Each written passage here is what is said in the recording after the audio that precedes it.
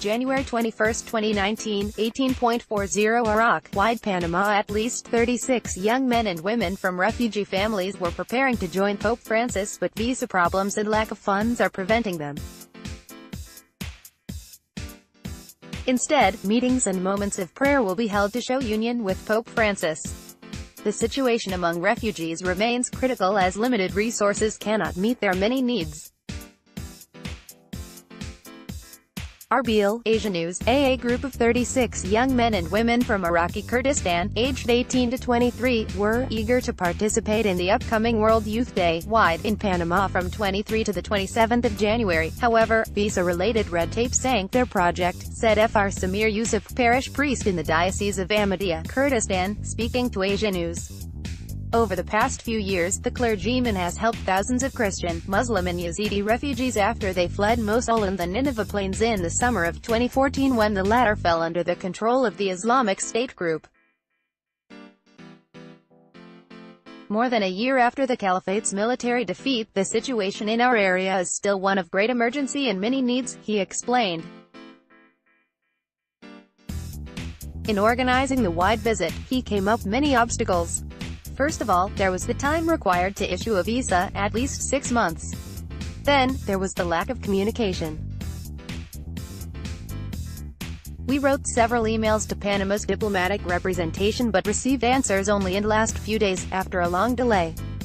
We feel sorry for the young people of Ahmadiyya and Zacco who wanted to leave with their comrades, priests and a couple of nuns, but it was not possible, Fr. Samir explained.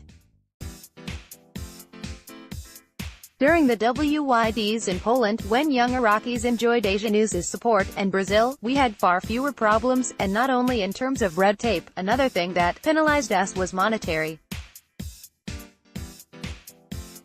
The trip to Panama, via Dubai, was very onerous and it was hard to find sufficient funds. The refugee emergency remains a priority. Money and funding are needed to support basic projects at a time when donations for Iraqi Christians have dropped, also because of the economic crisis. If money and red tape were not enough, timing complicates matters. This is not the best time to travel for our students, noted Fr. Samir. School just reopened. For university students, it is exam time. So, few people can leave, even for a short period of time. After all, education is key to building a future to overcome war, violence and fundamentalism. Fr. Samir, who benefited from AsiaNews' Adoptive Christian from Mosul campaign, said that, the situation among Christian, Muslim and Yazidi refugees in Iraqi Kurdistan remains difficult. After the liberation of Mosul and the Nineveh plains, several families went home, but many others are still here and need a lot of economic support to meet their needs. We cover transport costs for dozens of elementary and middle school students, the priest noted. But there are fuel shortages, and electrical power is available only for 10 hours a day.